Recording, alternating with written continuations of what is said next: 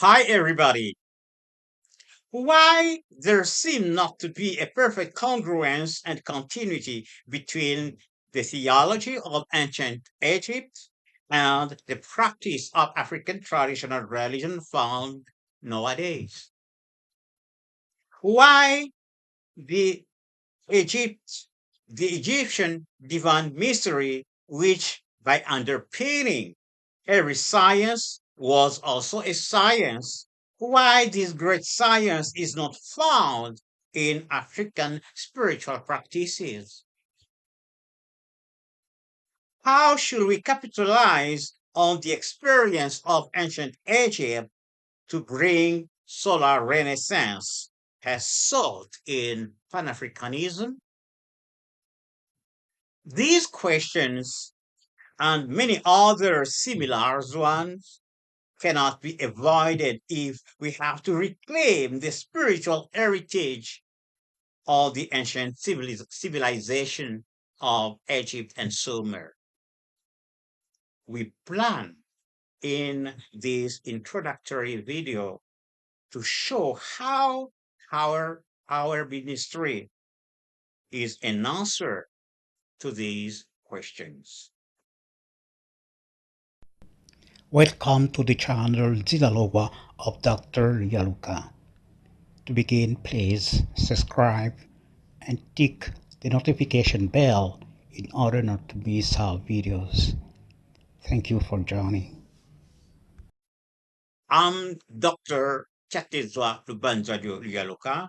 I hold a PhD honor degree in theology, option apologetics, from Trinity Graduate School of Apologetics and Theology of Kerala in India.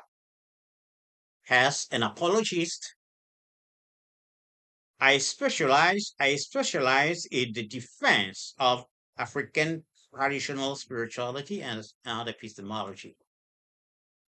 As a scholar, I authored 32 scientific papers and 16 books that can be found thanks to the links available in the description.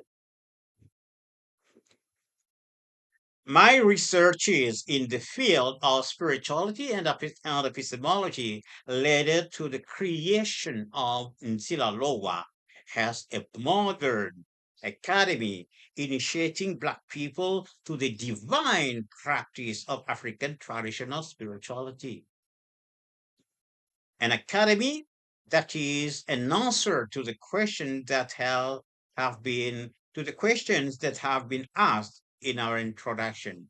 That is the congruence and continuity between ancient Egypt and African traditional religion has practiced today, and the relevance of the wisdom of ancient Egypt to our Renaissance. Few people realize that since the time of ancient Egypt, African traditional spirituality is practiced at two levels. First, at the divine level, has the knowledge of how to become back an Osiris, a child of the Most High, through the purification of thought and the sacrament of holy ancestors. Second, at the human level, has the use of the power acquired thanks to rituals, the observance of rituals, and contextual ethics to organize, protect, and elevate society.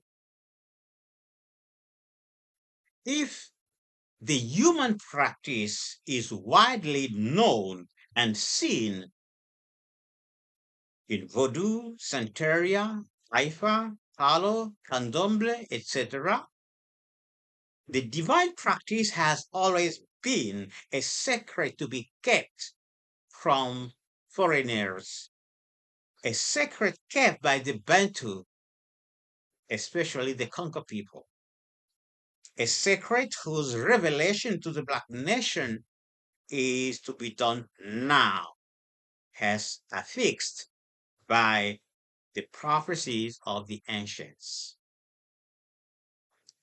As I said above, the divine practice is based on the purification of thoughts and the succor of holy ancestors, which entails obedience to the commandment of the Creator, called by many the laws of Ma'at.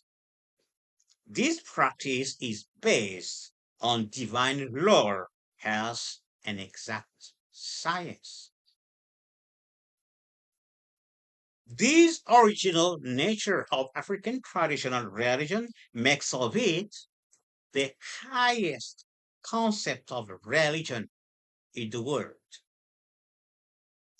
This nature of the religion bequeathed by our ancestor, this nature has an exact science, can be proven thanks to the Kemetic cosmological argument this way.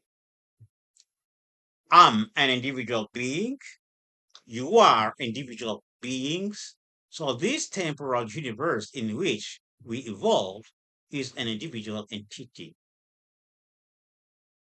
The individual nature of this temporal universe begs, implies that it is the effect of an individual cause or creator. The individual nature of this creator within the setting of infinite possibilities begs the existence of other similar causes. Many may not have yet created their universes, therefore, we have potential and effective causes, potential or effective creators. Here, I introduce an hypothesis just for the sake of brevity. This hypothesis is that every creation exists in its creator. Every creation exists in its creator. According to this hypothesis, there is an entity that includes all the above deduced potential and effective creators. This entity is the greatest possible being because any creation you can imagine will exist in its creator, and the creator will exist in this entity. Therefore, this entity is the Most High. Thus, the Most High must be immutable and indivisible. Because if he were not, then there might be a principle of his mutability and divisibility, and that principle must be greater than him or her, which is greater than the greatest possible being, which is impossible. Therefore, the Most High is absolutely immutable and indivisible. The Most High is also transcendent. By transcendent, we don't only mean that he or she is above everything, but also that the Most High doesn't know evil, doesn't include evil. Because within the setting of his or her indivisibility, within the Most High, to know and to be is the same thing. What the Most High knows is what he or she is. If she knew evil, the Most High will be infinitely bad and infinitely good, which is an aberration. Therefore, the Most High is transcendent. We have seen that each child of the Most High or each creator manifests an individuality which is included in the Most High. Now, the Most High is indivisible, which leads to the conclusion that each creator manifests the fullness of the Most High, but in an individual manner. We call that fullness the Logos.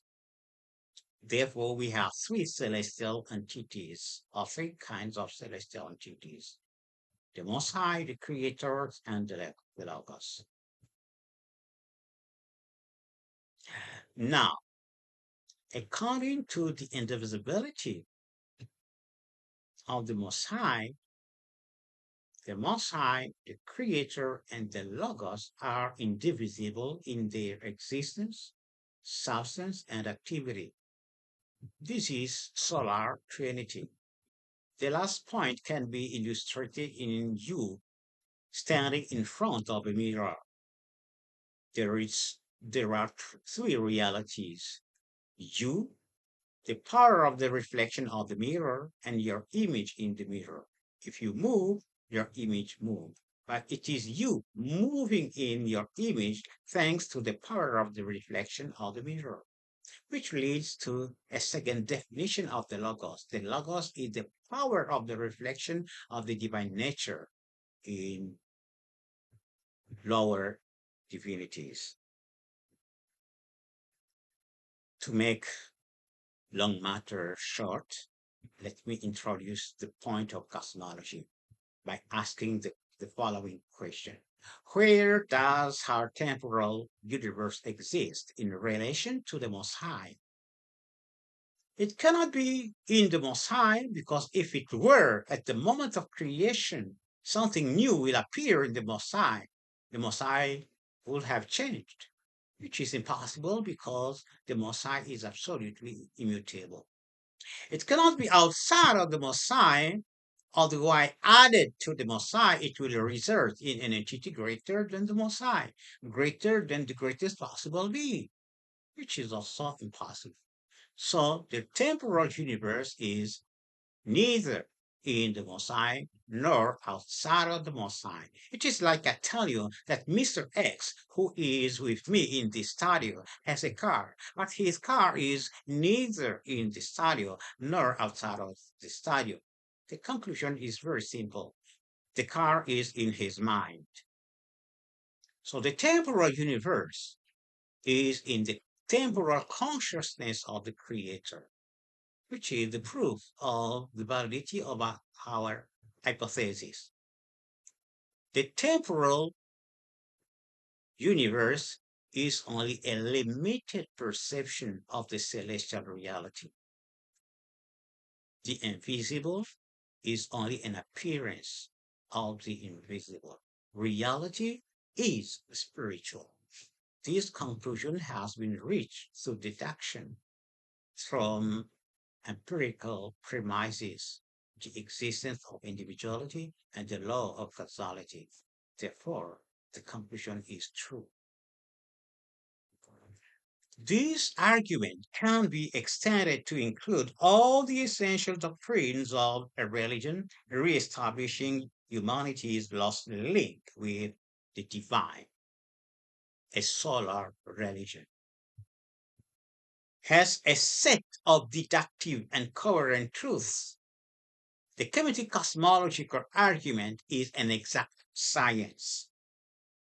A comparative study with the religion of ancient Egypt shows a perfect congruence of both theologies. Thus far, the Kemetic cosmological argument demonstrated the existence of a transcendent most high, a creator who is a son, the manifestation of all the glories of the Most High, the Logos, or the manifestation of the fullness of the Most High in lower divinities. Trinity, solar Trinity, has the unity of the Most High, the Creator, and the Logos in substance, existence, and activity. The apparent nature of the visible realm, reality being spiritual. This is perfectly congruent with the religion of ancient Egypt, where we find in Memphite theology a Most High called Sol Lord in the pyramid text, or one Lord in the Egyptian Book of the Dead. Similar conception. Atom or Atum is the creator, has Ra, a son. or solar divinity. Ta, the Logos, is the divinity that acted in atom as manifestation of the fullness of the Most High. Solar Trinity, symbolized by the unity of Osiris, the Godhead, Osiris plus Isis, standing for the Logos, and Horus, representing the child of the Most High, the Creator.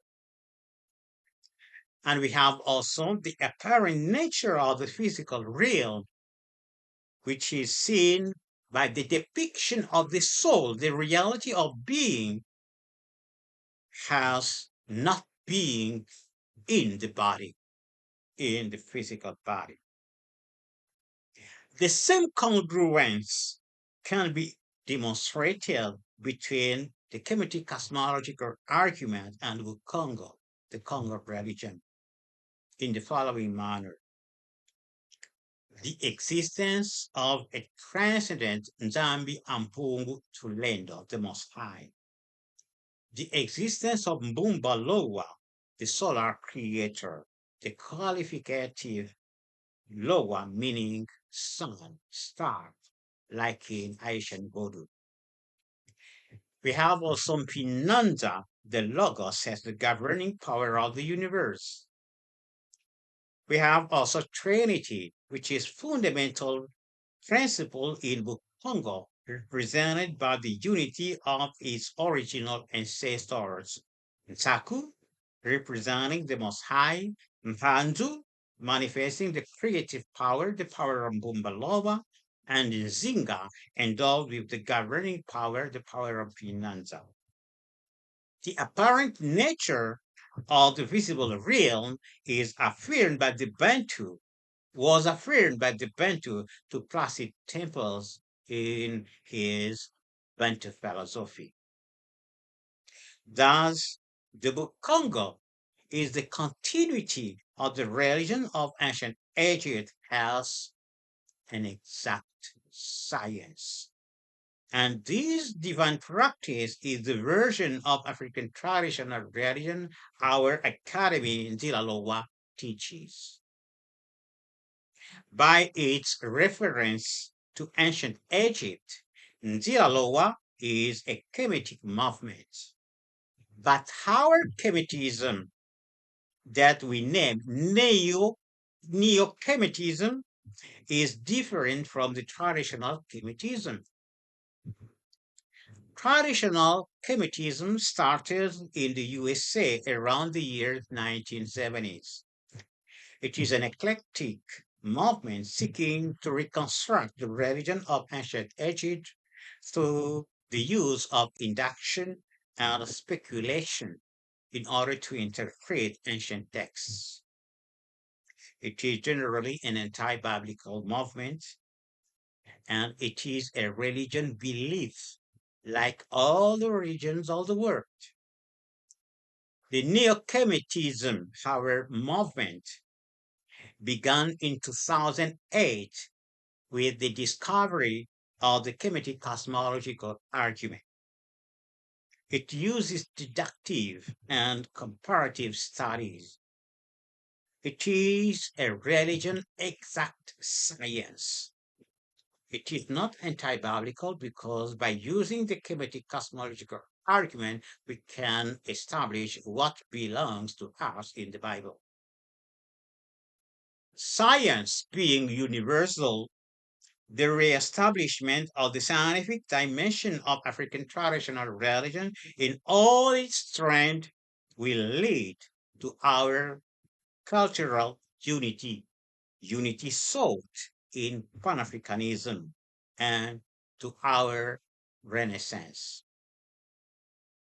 As a science, African traditional religion is a powerful tool of apologetics that allows the blacks to efficiently defend their traditional science and technology that are based on the demonstrable fact that reality is spiritual. In conclusion, the congruence and continuity between the religion of ancient Egypt and African traditional religion as practiced today, and the relevance of the wisdom of ancient Egypt to our Renaissance are dimensions of African spiritual culture that our academy, Nzil'Alowa, is revealing thanks to the Kemetic cosmological argument and to the divine practice of African traditional religion. Thank you so much. If you enjoyed this video, please like it and share. More on this subject can be found on my books available at Amazon.